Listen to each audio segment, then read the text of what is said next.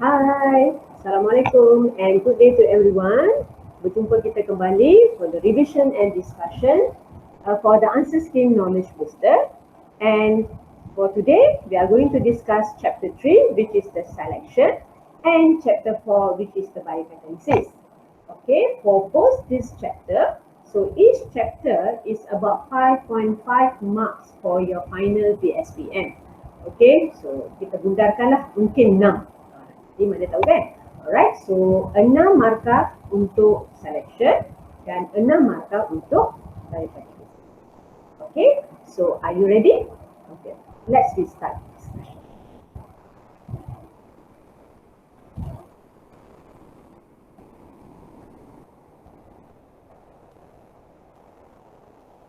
Okay, so from your question, from the subject, okay. Okay, so for the selection, okay, if you recall that, okay, selection, we have a selection and speciation. Okay, so if we discuss about the selection, we have two types of selection, which is known as a natural selection, and another one we have a artificial selection. Okay, artificial selection. So have a look at this one. So given here, this one is the natural selection. Right? So you have to recall that the natural selection. So if you look at the curve given 3, so altogether we only have the 3 types of natural selection. So this one is the original curve. Okay. So after the selection occurs, so something happened to our population. So now this is the new. Okay. So nampak so normal distribution, and this one is the selected. Means our population tend to change due to the environment or natural effect. So if like this, what is types of selection in curve A? Yes, it's a disruptive selection. Okay, small little bit. Alright, the next one. Okay, so nampak dia berganjak. Okay, so direction senang untuk ingat directional selection. Okay, and this one, okay, this one stabilizing. Nampak dia makin seimbang kan? So stabilizing. Senang ingat based on curve yang kita nampak. Alright, disruptive nampak dia macam dia berganjak macam tu. Directional nampak dia terus curve tu bergerak. Okay, and this one is the stabilizing. Nampak dia makin mengecut, so lebih balance lah. Okay, name the type of natural selection shown in figure 1 that favor average in individual. Okay, so favor average. Jadi kita nampak kat sini mana average dia? Of course yang in the middle. So curve C, or you boleh juga tulis sebagai C, okay, ataupun stabilizing. Okay, stabilizing selection. Okay. Type, sorry, dekat sini C tak boleh. Kenapa? Sebab dia nak name the type. Okay, they are not asking which graph. Give the definition of artificial selection. Baru tadi saya bagi tahu kan, ada 2 jenis, satu natural, satu artificial. Natural maksudnya dia naturally, environment dia pressure kan sampai naturally the phenotype, genotype berubah. Okay, tapi kalau dia adalah artificial, is man-made. Jadi breeding that involve with human intervention. Maksudnya manusia masuk campur. Okay? Boleh. So breeding that involve the human intervention. Okay. Give the definition, and dia nak satu example. Jangan lupa. What definition and example? So normally to produce the desired trait lah. Okay?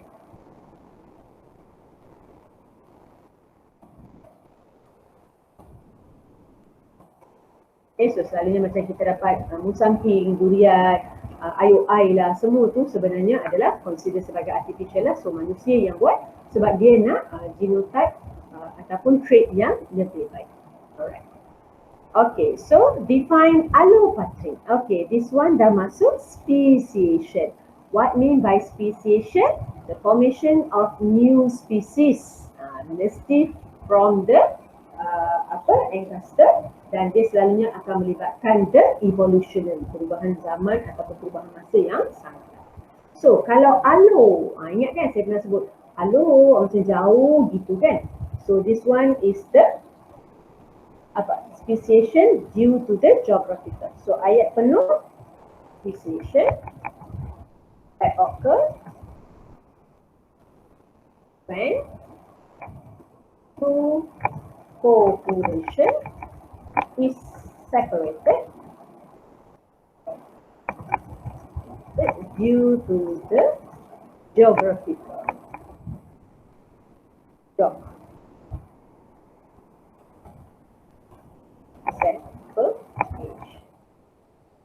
Okay, so due to the geographical separation.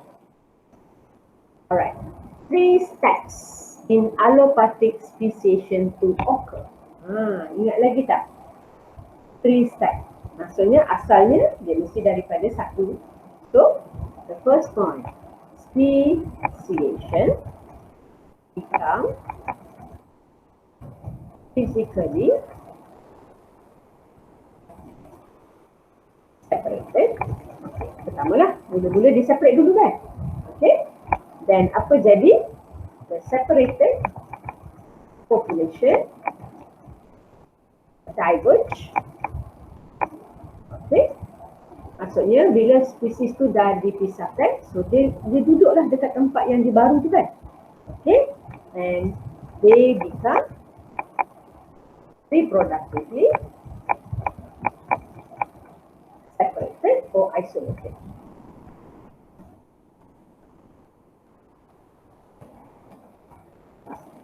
Okay, so maksudnya speciation steps dia mesti daripada satu geographical area separated, okay, due to maybe environmental disaster or whatever. So bila dia dah separate, so now right, separated.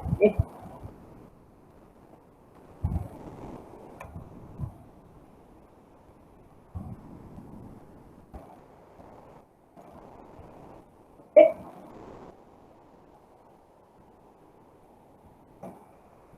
Okay, so then they become reproductively separated.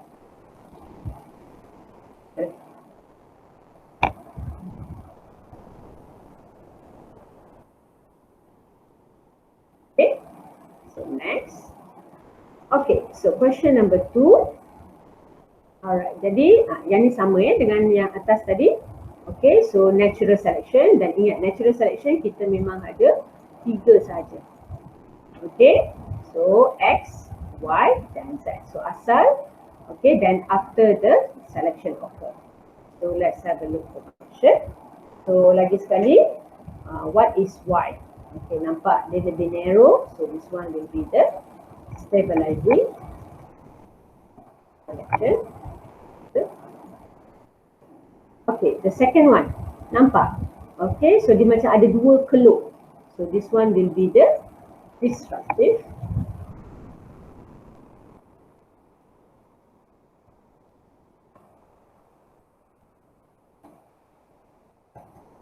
selection. Okay, and the third one, saya kan kata kalau dia berganjak, so directional.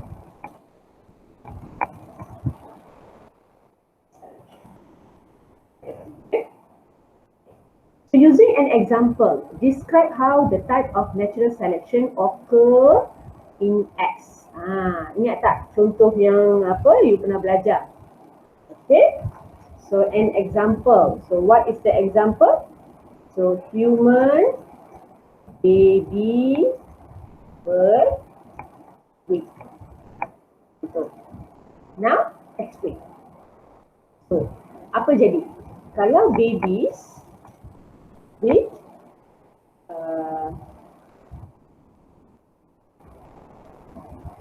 low, okay, katalah low body weight, birth weight, birth weight. Okay, so apa jadi?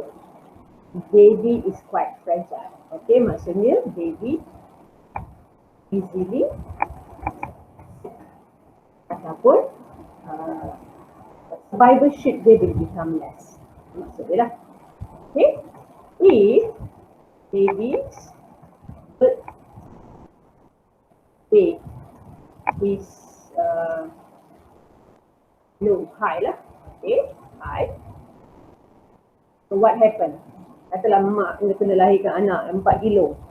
Okay, so maybe they hard to get them ataupun susah, difficult in normal birth. Okay, so dia terpaksa buat cesarean. Sebenarnya dia tak berapa bagus lah untuk ibu-ibu sebab dia kena caesar. Okay. Next, one difference between natural and artificial selection. So kalau natural, okay, natural selection occur without human intervention. Okay.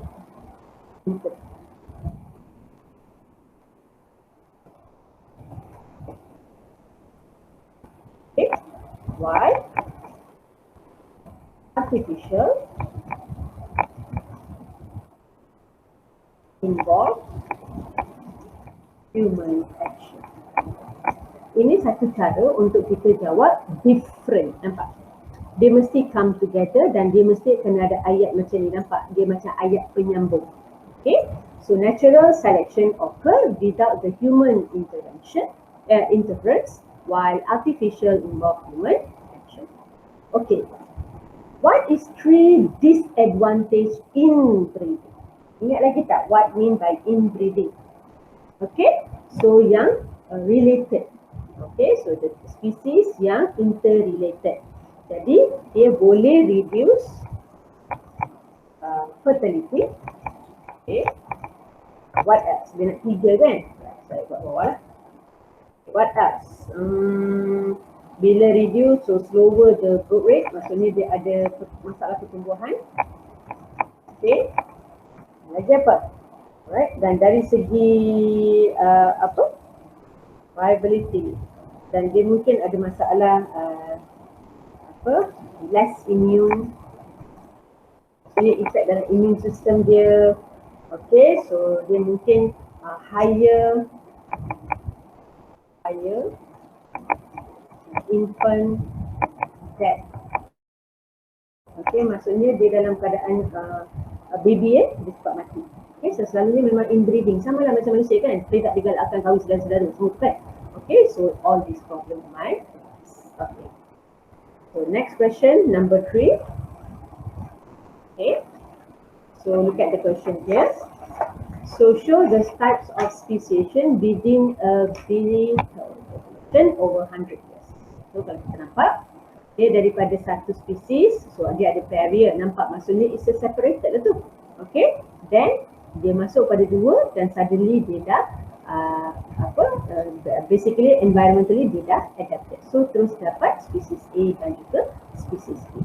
Okay, what you can understand by speciation? Tadi awal-awal saya dah beritahu is a formation of new species. Okay, dan dia mesti kena ada, nampak, dia mesti kena ada species A kan, which is we call as pre-existing. Okay, kalau tak ada pre-existing, mana datangnya kita kan? Kalau tak ada mak bapak, kita pun tak ada. Kalau datuk nenek tak ada, mak bapak kita pun tak ada. So dia mesti ada pre-existing. Okay, alright, identify the mode. Kita dah nampak kan, ni jauh, so dia nampak geographically separated. So allopatric speciation. Lawan untuk allopatric, ingat tak? Kalau dia daripada same geographical area tapi still boleh produce 2 different species, symbiotic. Okay, explain your reason. So the formation of new species. Okay. So within a population that are geographically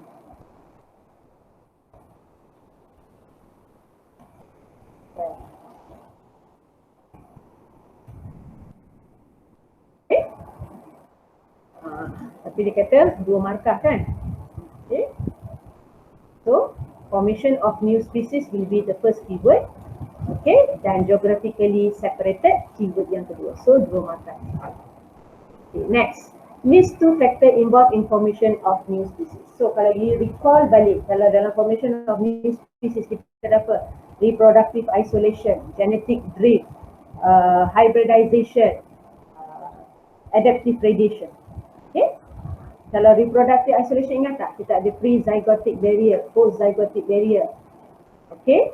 Semua tu ingat balik So, dalam mana-mana kita boleh sebut lah reproductive isolation. Right. So dia nak 2 je kan? Tapi tak apalah, kita boleh cari dia. Genetic adaptive radiation dan juga hybridization.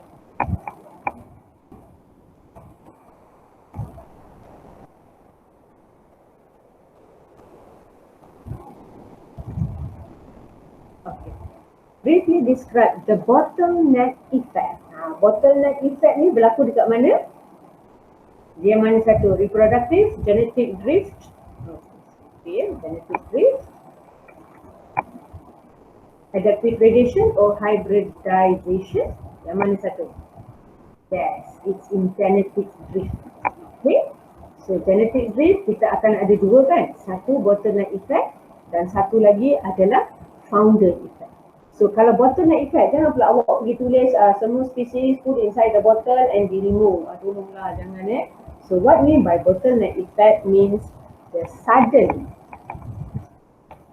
decrease in the original population. Okay, dan selalunya yang ni mesti due to the environment disaster. Okay. Jadi apa akan jadi? So the small surviving species will have different gene. So kenapa namanya adalah bottleneck effect? So kita imagine dalam botol tu sebenarnya adalah the original species. Jadi kita ada banyak. Jadi bila kita tuangkan, kita nampak yang keluar tu hanya sikit. Maksudnya kita assume yang keluar tu adalah yang surviving species. So apa jadi yang semua yang duduk dalam botol tu mungkin dah mati ataupun dah pupus due to the environmental disaster. Macam contoh yang biasa kita tengok sekarang tsunami lah. Okay, mungkin kita ada dekat 1 juta penduduk. Tapi bila sekali tsunami datang, sekali 500,000 mati. Nampak tak? Maksudnya apa yang ada dalam botol tu, bila kita tonggak, yang keluar tu sahaja yang dikira sebagai surviving. Sebab tu kita sebut dia sebagai bottleneck effect. So kena ingat dia punya faktor.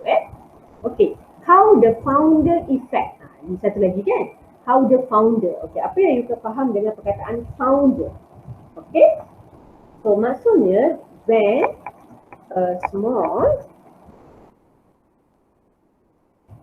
population is isolated. Okay. So macam mana dia isolated? Maybe dia migrated. Okay. Entahlah apa cara dia pun. So the new small population become founder, which may have a different gene pool. Dia banyak dia guna perkataan gene pool from the original species. Okay. Maksudnya daripada asal dia isolated, maksudnya dia mungkin migrate. Jadi bila dia migrate, jadi new small species yang dia migrate tu kita anggap sebagai founder, dia orangnya, dan dia akan develop. So dia punya gene pool selalunya akan berbeza daripada yang asal. Okay. Alright. So last question for the speciation. Lagi sekali ya, kita nampak. Okay. So from same geographical area, now they separated into two. Okay, so kita nampak yang ni dia macam ada barrier. Alright, so this one kita faham lah. This one is a allopatric. Okay, yang ni nampak dia masih duduk dalam geographic area sama, tapi kita nampak macam ada pokok yang berbeza. So sympatric speciation. Okay, same.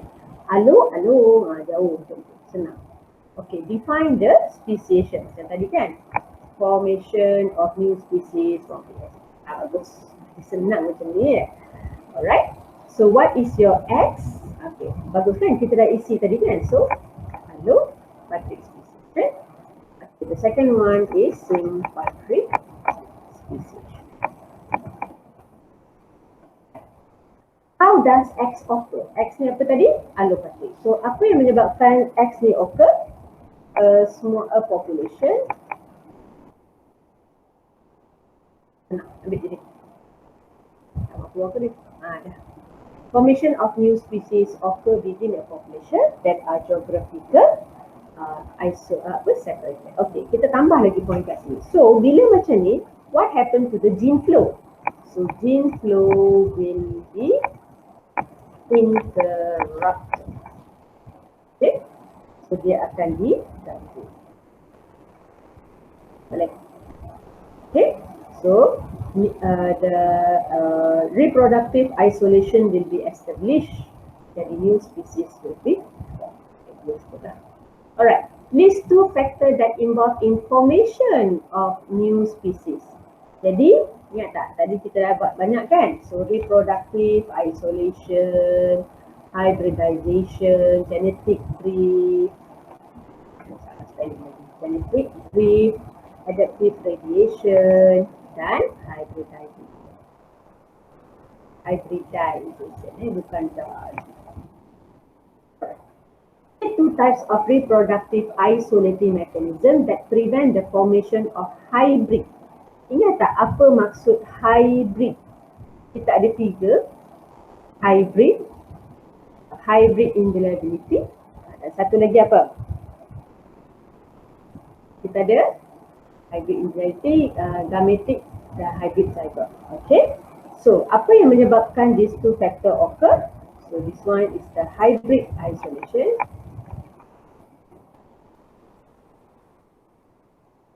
Hybrid isolation, dan kita mungkin ada temporal isolation.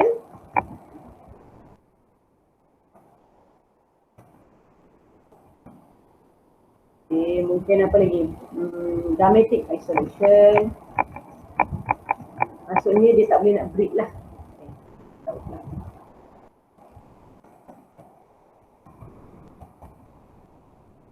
Prevent the formation of hybrid. Maksudnya this one is semua yang pre-zygotic. Okay? Pre-zygotic reproduction. Isolation.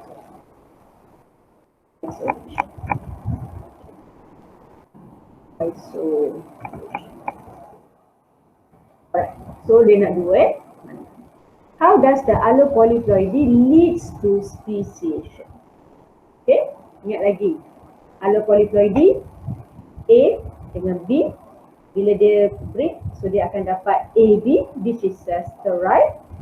Okay, dan lepas tu kita akan tambahkan supaya F2 generation dia become fertile. So we are using the doubling chromosome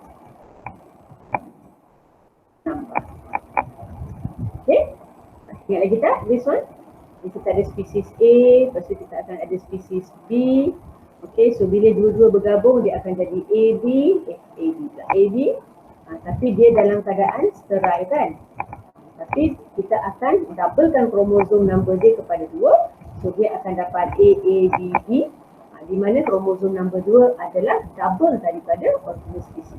Ingat lagi tak? Okay, so that one is a undertone. Alright, so kita teruskan dengan biocatalysis. So biocatalysis ada 2 soalan saja.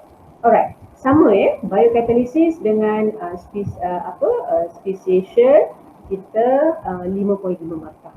Okay, so saya assume dalam 6 markah lah untuk setiap satu. Okay, so you look at here, enzyme activity in chemical reaction. Okay, so this one is the enzyme. Nampak ni ada active site. Okay, so kita nampak ada Y dan Z. So bila satu masuk, okay, but still kita nampak satu dihasilkan tapi satu still remain. Okay, so kalau macam ni, can you assume what is your Y? It's a cofactor. Okay, kita bawa dulu, nanti saya terangkan sikit And what is your Z? Okay, so ini substrate lah. Sebab nampak kat sini dia pecah, jadi kita kononnya dapat produk. So substrate. Okay, now kita look at. Perasan tak why this one is a cofactor? What is the characteristic of cofactor? Sama macam kita punya co-pilot, co-driver. So dia sebenarnya membantu. Dia membantu. Dia lain dengan inhibitor. So inhibitor dia mengganggu, tapi cofactor membantu. The substance represented by Y is more stable compared to an enzyme. Okay, as you know, all your cofactor is normally come from non-protein. Ingat tak, kita ada coenzyme, metal ion, prostatic group. So semua ni adalah non-protein. Okay, so Y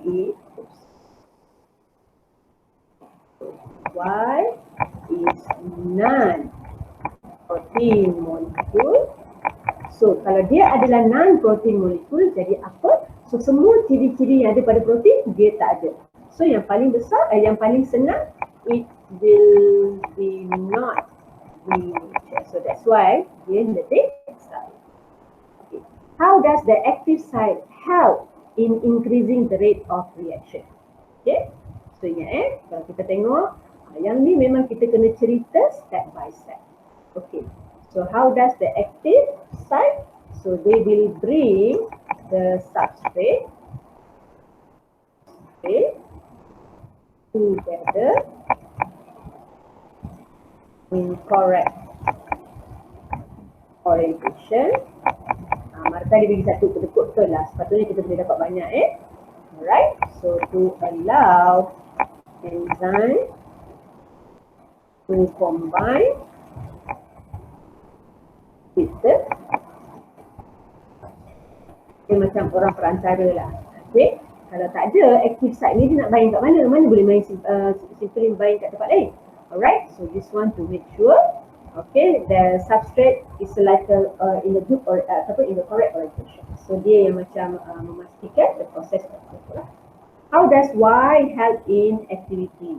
Okay, so okay, Y which is the cofactor, so normally they will alter the active site of enzyme.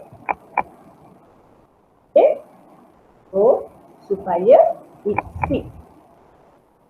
So the active site is fit to the substrate. Nampak kalau kat sini shape dia sebenarnya yang ni je. So belah sini dia tak ada, nampak? Tapi dia straight. So that's why they have to bind. So supaya the substrate can bind and they can carry out the catalysis. Okay, next question. Alright. So if you look at here, okay, can you still remember what mean by allosteric site? Okay, other than active site. Okay, so this one is inhibitor. So normally they will affect the catalyzed activity here. Alright, and this one bit inhibitor. So this one is known as competitive inhibitor. Right here. Competitive inhibitor. Okay, so this one is none.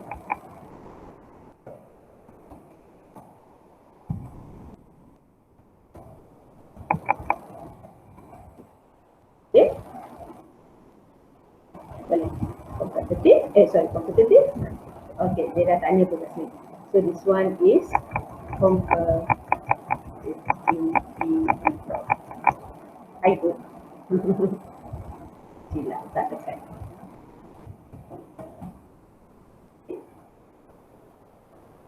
Okay, competitive inhibitor. Alright, next. Briefly explain how the effect of the inhibition in B1 can be overcome. So, the type of inhibition presented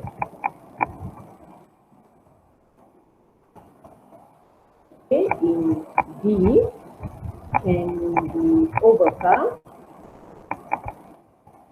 by increasing the okay.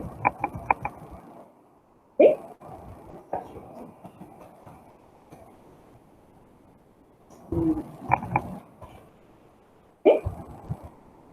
So kenapa dia boleh? Sebab higher the substrate,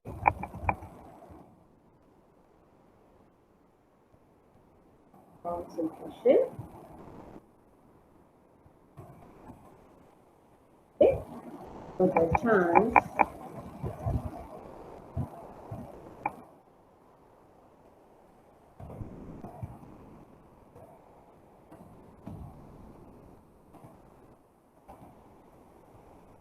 the higher the substrate concentration, the chances of active site bind with the active site of enzyme.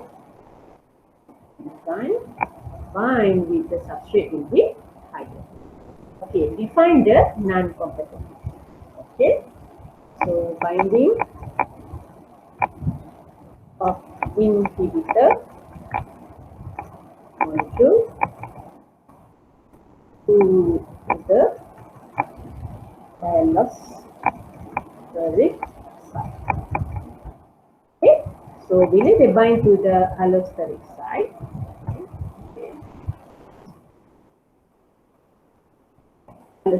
So actually what they do, they will be alter the enzyme shape or structure. Okay, so walaupun they alter, sebab they alter the whole kan, jadi the active site of enzyme will alter sama. Okay, so dia tak boleh nampak. Okay, so let's go to the last question. So kita lihat balik curve dia semua. Okay, so the three graph with the factor affect the enzyme activity. Okay, so all together kalau you tahu kita ada 4 sebenarnya. Okay, so what is the question? Which of the graph show the effect of substrate concentration? So kita nampak di lain. Okay, ini nampak macam constant dan ni reduction. Alright, so from these two, really understand it's B. Okay, why B? Okay, because at low substrate concentration, we macam define balik lah. Substrate concentration. Okay, some activities. Some active site of enzyme remain free. Okay, maksudnya ada yang free lah. That's why dia boleh buat the reproduction, the catalyze activity tadi.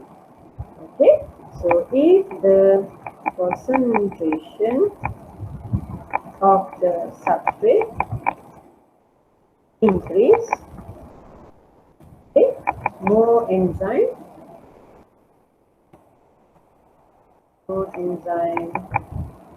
would be, maksudnya dia saturated lah. Okay, jadi kita nampak makin lama kenapa dia dah constant, sebab the further increase in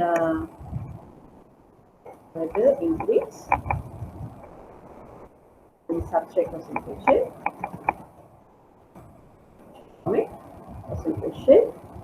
will no effect. water. Kenapa? Sebab semuanya fully occupied. So in this area, they're fully occupied. Okay, which graph show the effect of enzyme concentration on the rate of enzyme activity substrate is not limited. Okay, maksudnya dia tak limited, nampak? Yang ni lah, dia terus dia naik, maksudnya no limiting of that, ataupun dia tak ada masalah fully concentrated. So, graph C. Okay. Okay.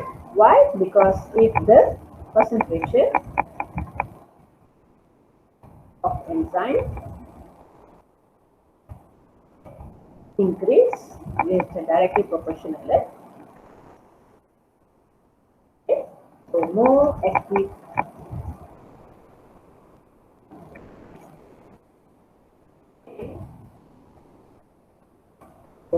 active site can be used up, right?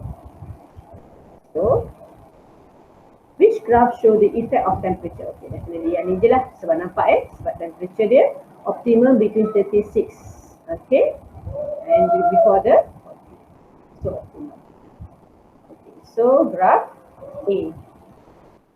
Okay, why? Because at low temperature, okay, the rate of enzyme activity increase as temperature rises. Okay, until the optimum.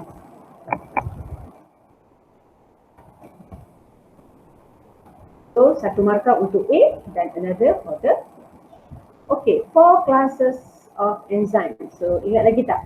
Based on, sebenarnya all together kita ada 6. Okay, based on their function. So oxidoreductase, tambah ases je kat belakang sebab dia adalah enzyme.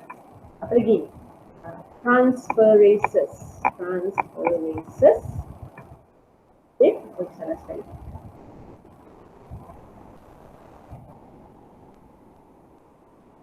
Transferases. Okay. Okay, transferases. Lagi apa? Kalau hydrolysis, dari hydrolysis.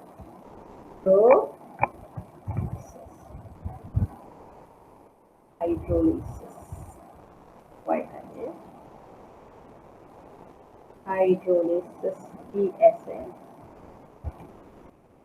Okay, saya type lagi dulu, banyak salah. Okay, lagi. Kalau lysis, so lysis. Lagi isomerization, so isomerases. Dan satu lagi ligation, so ligases. Right? So this one is all about the chapter 4, which is the biocatalysis. Okay, so saya sangat berharap discussion kita hari ini membantu pemahaman dan anda boleh semak semua knowledge booster yang anda ada. Okay, so in next discussion kita akan mula discuss chapter seterusnya. Yang ni agak banyak markah dia, which is the cellular respiration dan photosynthesis. Okay, see you in next discussion. Assalamualaikum.